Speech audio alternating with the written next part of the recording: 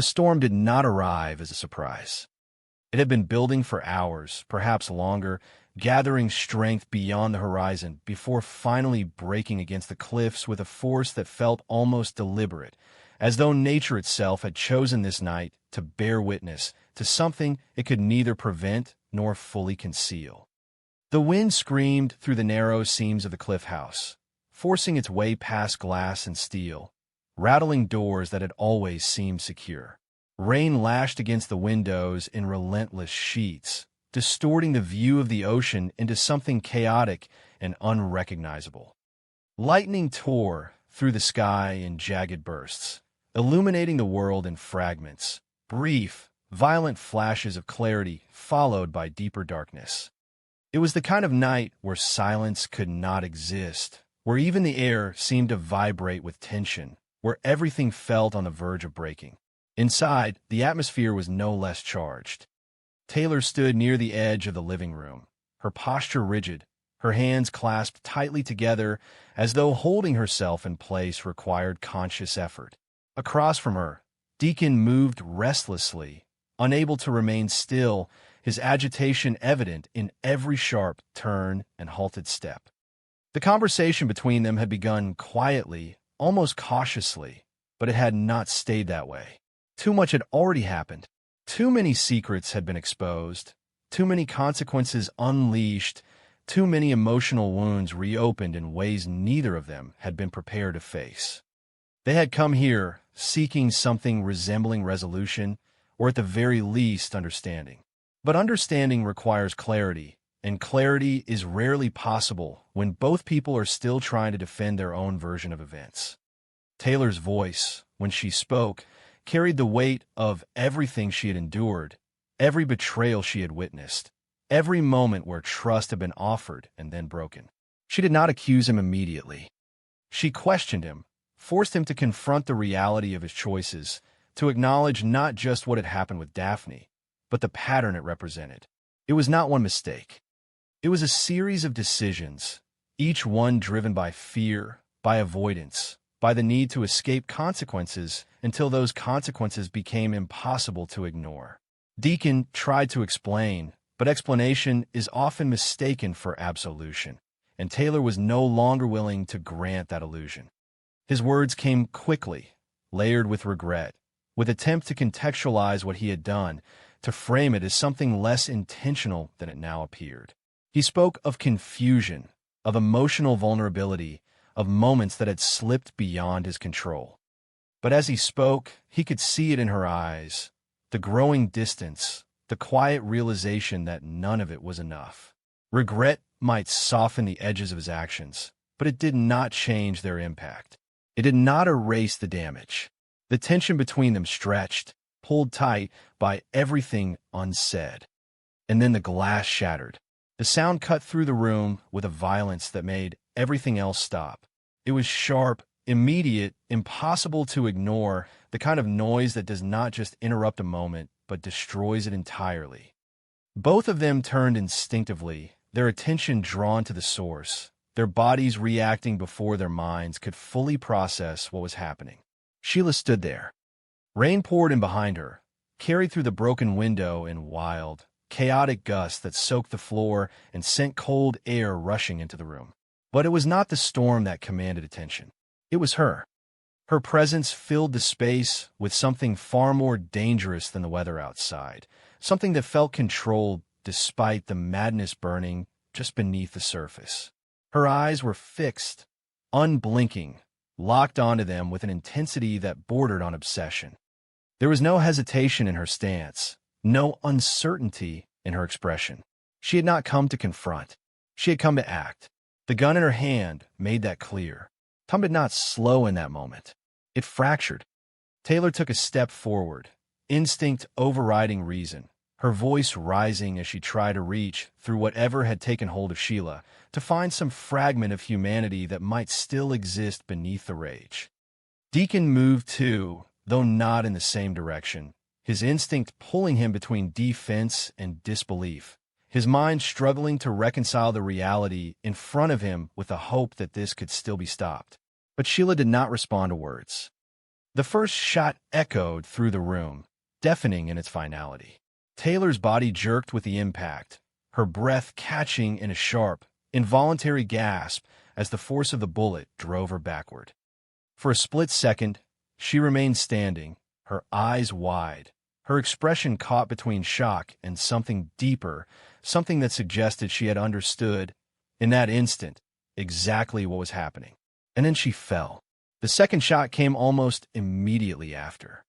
Deacon did not have time to react, to move, to shield himself or anyone else. The sound reached him just as the pain did, a searing, undeniable presence that cut through everything else.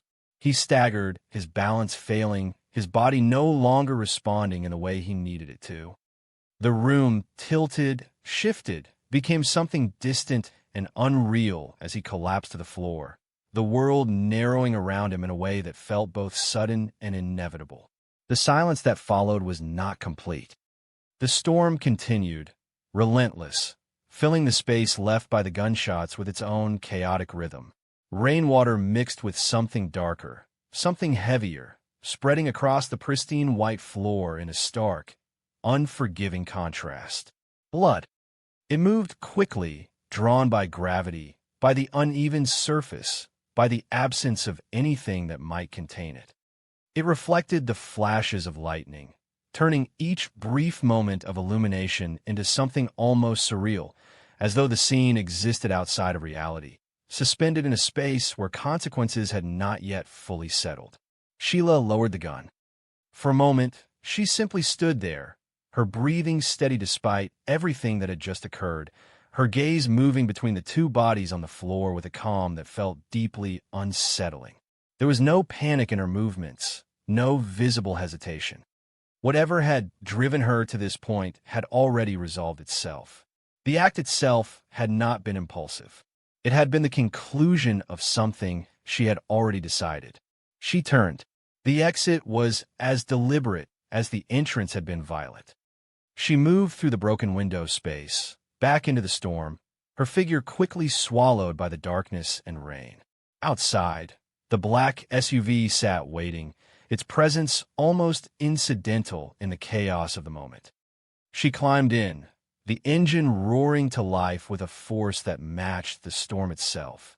And then she was gone, the vehicle disappearing down the winding coastal road, its path uncertain but its direction unmistakable. By the time Steffi and Finn returned, the storm had not lessened. If anything, it had intensified, as though the world itself refused to calm in the face of what had just happened. The house loomed ahead of them, its lights still on, its structure unchanged, offering no immediate indication of the devastation waiting inside. But something felt wrong the moment they approached. Not just the storm, not just the darkness, but something deeper, something that made Steffi's steps falter even before she reached the door. She pushed it open. The sight that met her did not register all at once. It came in pieces, the broken glass, the water pooling on the floor, the overturned furniture, and then finally the bodies. The sound that escaped her was raw, immediate, pulled from a place that had no filter, no restraint. She rushed forward, dropping to her knees beside Taylor, her hands trembling as she reached for her, as if touch alone could reverse what she was seeing. Her mother's skin was cold, her stillness absolute, her presence reduced to something that no longer responded, no longer existed in the way it had moments before. Steffi's world collapsed inward. Finn was beside her almost instantly, his medical instincts fighting against the emotional shock, his hands moving quickly, searching for signs, for anything that might suggest this was not already over. But even as he worked, even as he tried to impose order on the chaos, he knew. The damage was too severe, the stillness too complete. There was nothing left to save. He reached for Steffi, pulling her into him as her body gave way to the weight of her grief. Her tears came without control, without pause, mixing with the rain that had followed them inside, blurring the boundaries between what was internal and what was external, between what could be contained and what could not. She clung to him, but her gaze remained fixed on Taylor, as though looking away would make it more real, more final. And beneath the grief, beneath the shock, something else began to take shape. Not immediately, not fully formed, but present. Anger. It started as a flicker, a response to the injustice of what had happened, to the sudden, violent removal of someone she loved. But it did not remain small. It grew, fed by memory, by knowledge, by the understanding of who had done this and why. Sheila. But they grew stronger, more defined, as she repeated them, as she allowed herself to fully embrace what they meant. She would not let this stand. She would not let Sheila disappear into the night without consequence. Beside her, Finn tightened his hold, his own emotions a complex mixture of sorrow and fury, of helplessness and determination. He understood what this meant, not just for them, but for everything that would follow. This was not the end of something. And as the storm raged on, the consequences of that night began to spread outward, setting in motion a chain of events that would not end quietly, that would not resolve easily, that would demand answers, retribution, and a reckoning that no one would be able to avoid. The storm did not end when the sirens came. It lingered, pressing itself into every corner of the night, as though the sky itself refused to move on from what had been done beneath it. Red and blue lights cut violently through the darkness outside the cliff house, reflecting against shattered glass and rain-slicked floors, turning the scene into something almost unreal, suspended between tragedy and aftermath. The sound of emergency responders filled the space, controlled and efficient, but beneath that professionalism, there was an unmistakable tension. This was not just another call. This was devastation laid bare in a place that had once symbolized safety. Steffi did not register most of it. She remained on the floor beside Taylor, her hands still clutching at her mother's lifeless form, as though refusing to release her could somehow hold the moment in place, prevent time from moving forward into something she was not ready to face. Finn spoke to her, softly at first, then more urgently as paramedics moved closer, but his words struggled to reach her through the storm raging inside her chest. The world had narrowed to a single, unbearable truth, and everything else felt distant, secondary, unreal. It was only when they tried to pull her away that something shifted. Not acceptance, not understanding, something sharper, resistance. She fought at first, not violently, but with a desperate, trembling refusal to let go, her voice breaking as she insisted that Taylor was still there, that they were wrong, that this could not be the end. But even as she spoke, even as she clung to the illusion for a few seconds longer, she could feel it slipping. The stillness beneath her hands was too complete, the silence too final. And then it changed. Grief, when it reaches its peak, does not simply remain sorrow. It transforms. It searches for direction, for something to hold onto when loss becomes too vast to bear. For Steffi, that transformation came with a sudden, almost frightening clarity. Sheila. The name did not just enter her thoughts, it burned through them. By the time she allowed Finn to pull her back, to guide her away from the scene, her tears had not stopped, but something else had begun to take shape behind them. Her eyes, red in unfocused moments before, now carried something more defined, something dangerous. Outside, the rain continued to fall in relentless sheets, drenching everything it touched, turning the path down the cliffside into a slick, treacherous descent. The black SUV Sheila had taken was long gone, swallowed by the winding coastal road, its tracks already beginning to disappear under the force of the storm. But disappearance did not mean escape. Not this time. Inside the house, investigators moved carefully, their attention drawn immediately to the broken entry point, to the angle of the shots, to the placement of the bodies. Every detail mattered. Every fragment told part of the story that would need to be reconstructed with precision. The weapon had not been left behind. The shooter had not hesitated. This was not chaotic violence. It was targeted, deliberate execution. Finn stood just outside the immediate perimeter, his medical instincts still fighting against the reality he had already accepted. His mind moved through possibilities, through timelines, through everything that might still be done, even though he knew the outcome would not change. But beneath that clinical processing, beneath the attempt to remain composed for Steffi's sake, something darker had begun to take hold. He had seen Sheila's damage before. He had tried to believe, at times, that she could be contained, that her actions, while extreme, followed a pattern that could be predicted, managed, even prevented. But this was different. This was escalation without restraint, without hesitation, without any of the hesitation that sometimes precedes irreversible acts. She had crossed a line that could not be walked back. And Finn understood, with a clarity that felt almost cold, that this would not end with grief alone. This would become pursuit. As the night stretched toward morning, the town began to absorb the shock in fragmented pieces, each conversation carrying a slightly altered version of the truth, each retelling shaping the narrative in ways that would only grow more volatile with time. The names spread quickly, attached to headlines, whispered through calls, carried across every connection that linked the people involved. Taylor was gone. Deacon's fate remained uncertain, his condition critical, suspended in that fragile space between survival and loss. And Sheila was out there. The realization settled heavily across everyone who understood what it meant. This was not a crime that could be contained within a single location, a single moment. It was ongoing. It was moving. It was alive. Back at the hospital, Deacon hovered at the edge of consciousness, his body struggling to recover from the trauma it had endured. The world around him existed in fragments, voices light, movement, none of it fully coherent, none of it fully graspable.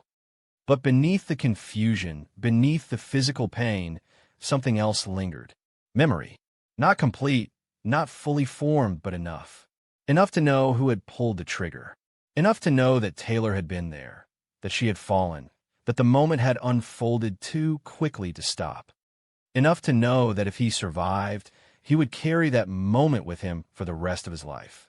And somewhere in the back of his mind, buried beneath everything else, a single thought began to form. Sheila had not finished. Back at the Cliff House, the storm finally began to weaken, its intensity fading into something less violent, less immediate. But the damage it had covered could not be undone. The broken glass remained. The blood, though partially washed away, had left its mark. The space itself had changed, its meaning altered in a way that would not fade with time. Steffi stood at the edge of it all, no longer kneeling, no longer collapsing, but not at peace. Her body had steadied, but her mind had not. It had sharpened. Finn approached her carefully, aware that whatever he said next would matter, would shape what came after this moment. He reached for her hand, grounding her, reminding her that she was not alone in this. But when she looked at him, there was something in her expression that made him pause. It was not just grief. It was purpose. She did not speak immediately. When she did, her voice was quiet, controlled in a way that felt almost unnatural given everything that had just happened. She said Sheila would not get away with this. Not as a statement of hope, as a certainty. Finn did not argue. He did not try to soften it, to redirect it, to remind her of the complexity of what lay ahead. Because in that moment, he understood something fundamental. This was no longer just about loss. It was about justice. And justice, when driven by grief this profound, does not move slowly. It moves with intention. As the first light of morning began to break through the fading storm, illuminating the cliffside in pale, uncertain tones, the path forward remained unclear in its details, but unmistakable in its direction. Sheila was out there, somewhere along that winding road, carrying with her the consequences of what she had done. And behind her, rising from the wreckage she had left behind, was something she had not fully accounted for. Not just grief, not just anger, but a force that would not stop until the story reached